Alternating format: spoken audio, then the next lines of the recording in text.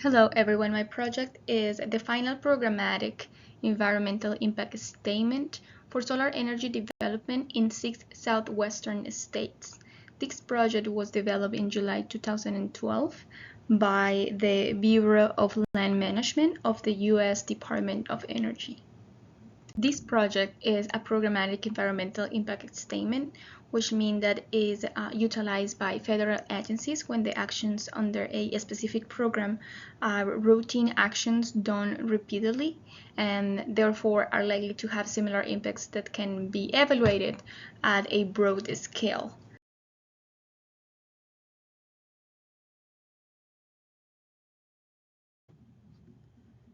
The lead agencies are the U.S. Department of Energy and the U.S. Department of Interior.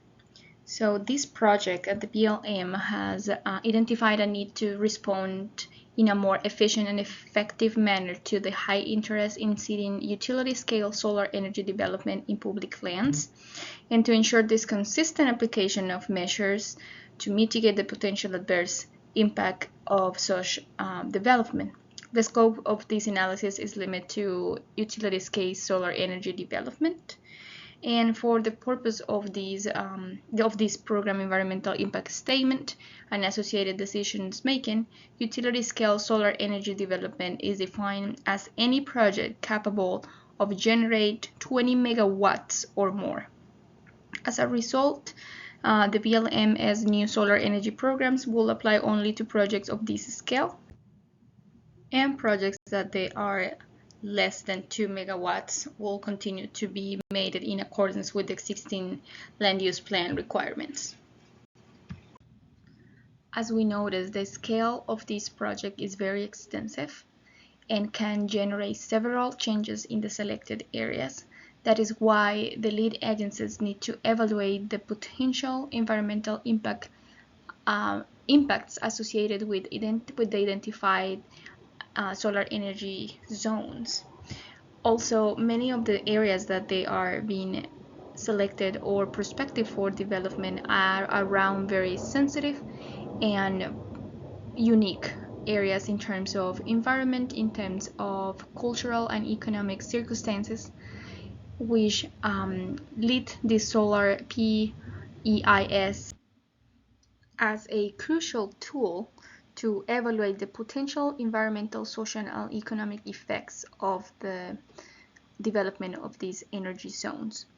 These projects are being developed already, so this programmatic approach will regulate and help to be more efficient in terms of process, but also in terms of protect the environment.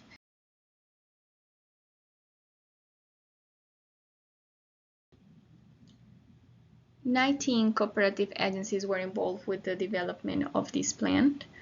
Some of the most important ones are the U.S. Fish and Wildlife Services, the U.S. National Park Services, the U.S. Environmental Protection Agency, the U.S. Army Corps of Engineers, and many subdirections in each of the states. This project is located in 6 southwestern states. They are Arizona, California, Colorado, Nevada, New Mexico, and Utah, under 17 solar energy zones and with an area of 285,000 acres.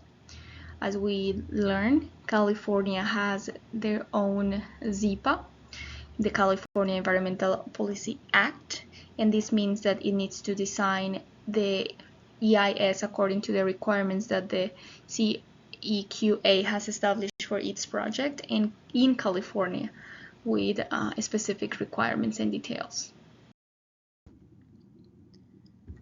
The lead agency needed to prepare an environmental impact statement because of the scale of this project. It is very large and extensive, and it can generate several changes in the selected areas. The agency needs to evaluate the potential environmental impact associated with identifying sites on certain BLM managed surface land. So this includes the evaluation of new solar energy programs applicable to solar development on the BLM administrated lands. For DOE, it includes the evaluation of developing new guidance for further facilitate utility-scale solar energy development and maximize the mitigation of associated environmental impact. So this solar program environmental impact statement, it's going to evaluate the potential environmental, social, and economic effects of the agency proposed action and alternatives in accordance with the National Environmental Impact Act, NEPA.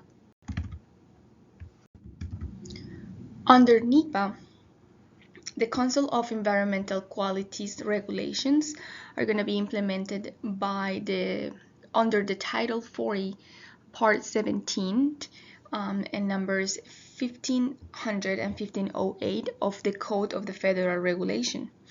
The DOE and the DOI regulations for implementing NEPA under the Article 43, Part 46 and 10, and Part 1021 respectively, and all the applicable BLM and DOE authorities.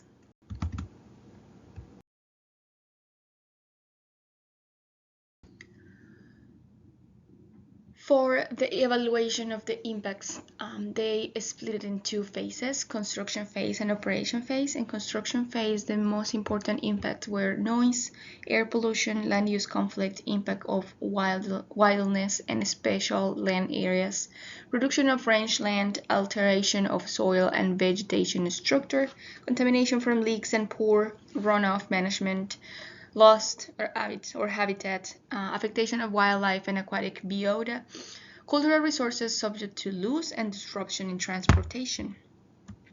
Under these effects, the agencies identify the BLM contracted with the SWCA environmental consultants to produce an ethnographic overview of 6 tribes with cultural and historic ties to the CES in Nevada and Utah especially. Details of these interviews with the tribal members overview that have identified a lot of traditional cultural properties in this area, significant ethnobotanical resources, visual resources concerns were one of the most important as well. The perspective on direct or indirect effects of solar development was very important for tribal interest. For the operation phase, the most important impacts were, again, noise, continued land use conflict, reduction in recreation facilities, further reduction of rangeland, compactation and erosion, change to surface or underground water flow systems, fragmentation of habitat, affectation on migratory corridors, sensitive visual area, and acoustic environment. So as we know, solar panels require very extensive areas to work and to produce the energy required. So cooperative agencies mentioned that under the National Park Service Administration, the operation of utility-scale solar energy projects and related transmission infrastructures near units of national park system and other special areas might significantly affect park programs, resources and values, for example, ecological resources such as habitat and migration of species, physical resources such as wind, water, air, and scenic view will be affected cross park boundaries, and park boundaries often do not represent of the natural resources boundaries or the cultural size. So scenic areas will probably be very affected by this construction. The area considered contains in different of these areas there is a freshwater aquatic habitats that in turn support a wide diversity of aquatic biota. So aquatic habitat on these lands range could be very isolated because of many of them come from desert springs in the southwestern portion of these areas, which support unique and endemic fish species. So this species is called Cypronodontidae, cold and cold water portions of the Colorado, Green, Snake rivers that support trout fishes in coastal river of North Carolina that support anadrome salmon. So in the area, there are endemic species that are going to be potentially affected by the construction of these like solar panels. And additionally, and this part I think was very interesting for me, is the widely understood of affectation of snow. For the construction, especially of even the operation of maintenance of these facilities, the dose of the suit decreases snow albedo and increases solar radiation absorption and melt rates. So the problem of disturbing desert thus causing regional climate change and early snow melt. Of course, these programs are developed to reduce dependency for fuel, like regular fuels for energy production, but it clearly carry other type of impacts for the ecosystems. So the agency has presented 3 different alternatives. One is the Solar Energy Development Program alternative, which is BLM preferred alternative, but it was the selected alternative under the Solar Energy Development Program. The BLM proposed categories of land to be excluded from utility is solar energy development, about 79 million acres, and identifies specific locations well suited for utility scale production of solar energy, where the BLM proposed to prioritize development.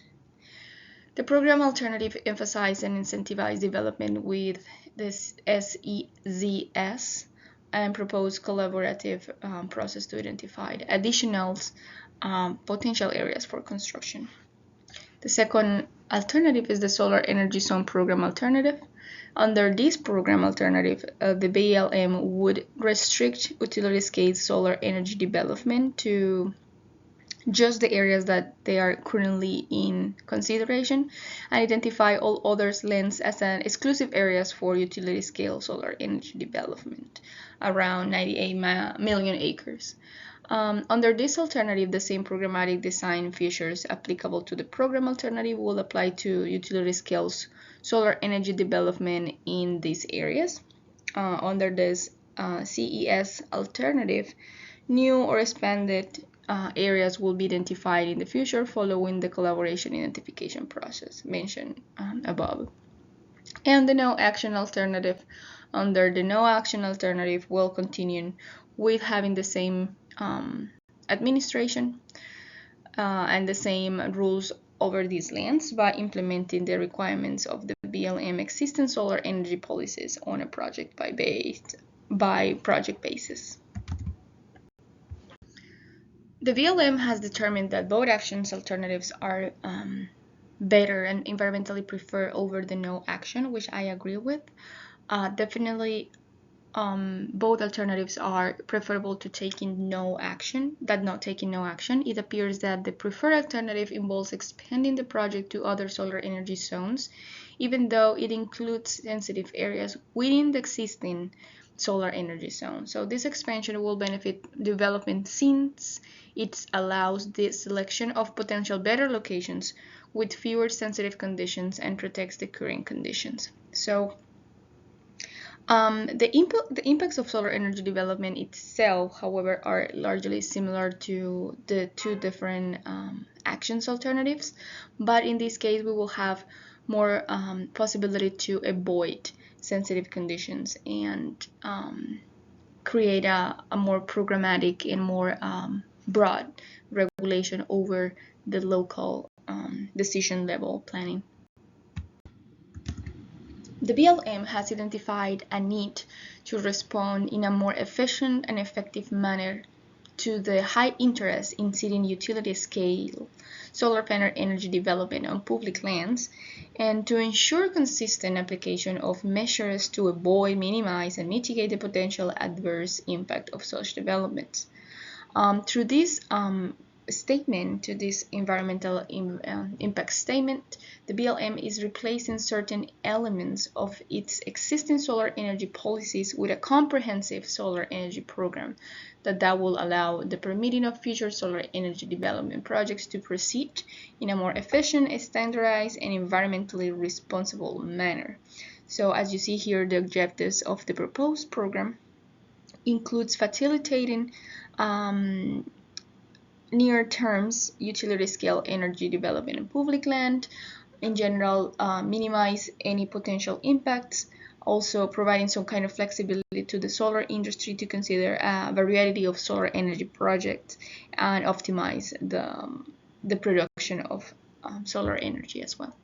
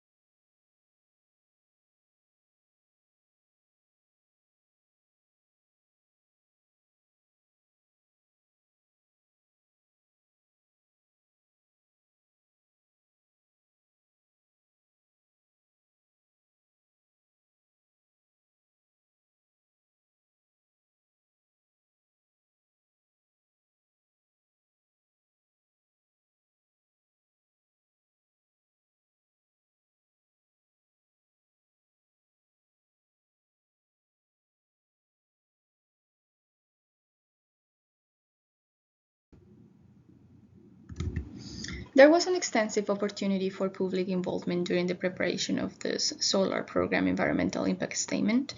During that period, the lead agencies invited the public to provide comments on the scope and objectives of the plan, including the identification of issues and alternatives that should be considered for the program environmental impact statement analysis.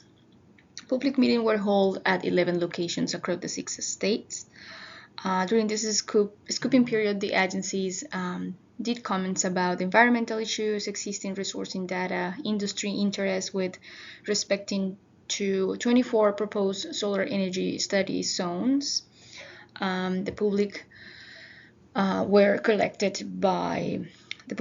were collected by website and via mail, and in the first scoping process where it was like 15,900 individuals, organizations, and government involved, and in the second time was 300.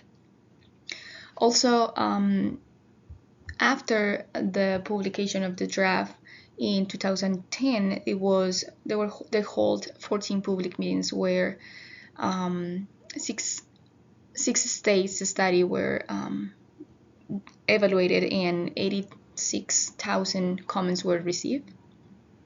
And also another big part of this is the tribes and the participation of the government-to-government consultation. 316 tribes participate in the potential interest in solar energy development on the BLM administrated lands in the 6 states, which is considered under the Section 106 of the NESPA and the Section 7 of the ESA. So the planning process to identify new and expanded zones will be open and transparent. That's what the program says, and with the opportunity of substantial involvement of multiple stakeholders.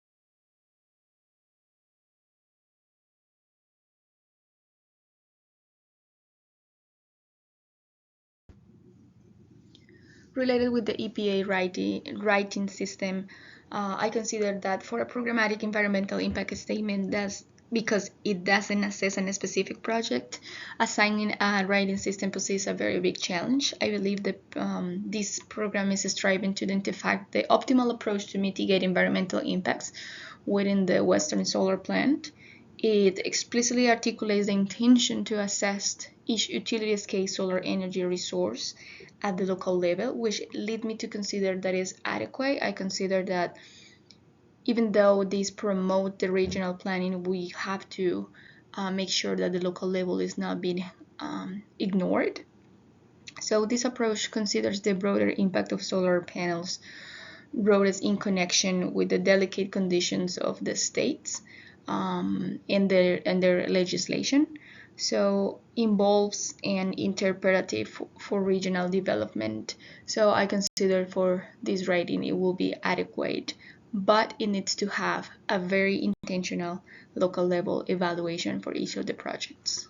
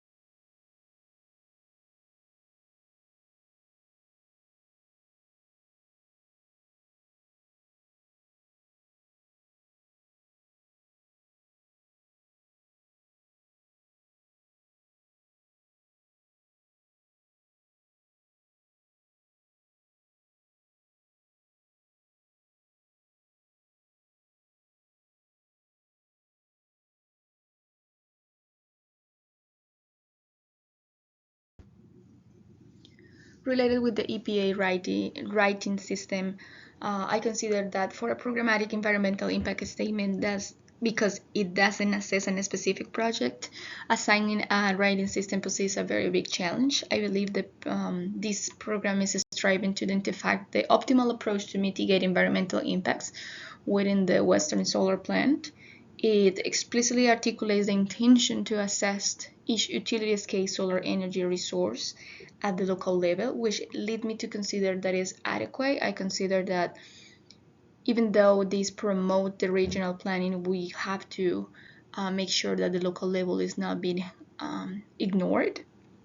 So this approach considers the broader impact of solar panels roads in connection with the delicate conditions of the states and their legislation. So involves an interpretive for regional development. So I consider for this writing it will be adequate, but it needs to have a very intentional local level evaluation for each of the projects.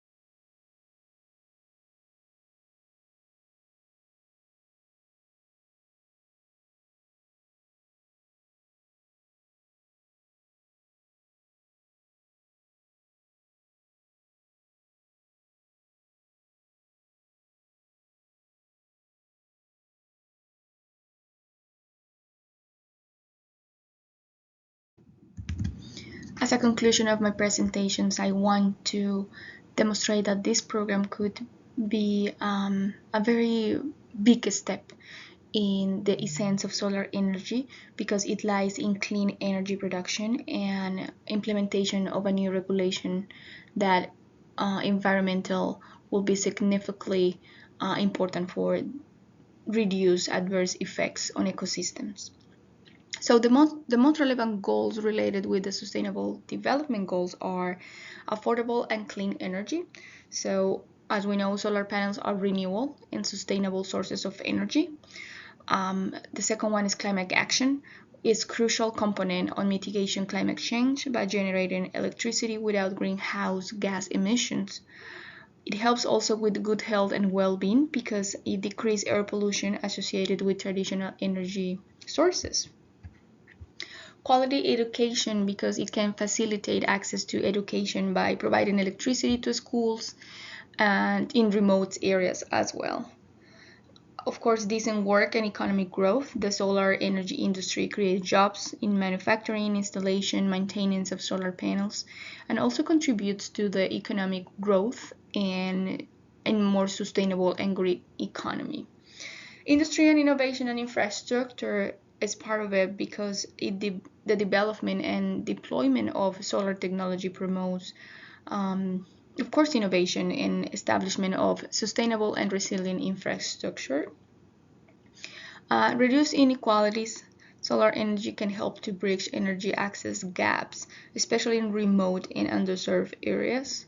Responsible consumption and production. Solar panels promote responsible consumption by harnessing energy from the sun, a sustainable and efficient resource.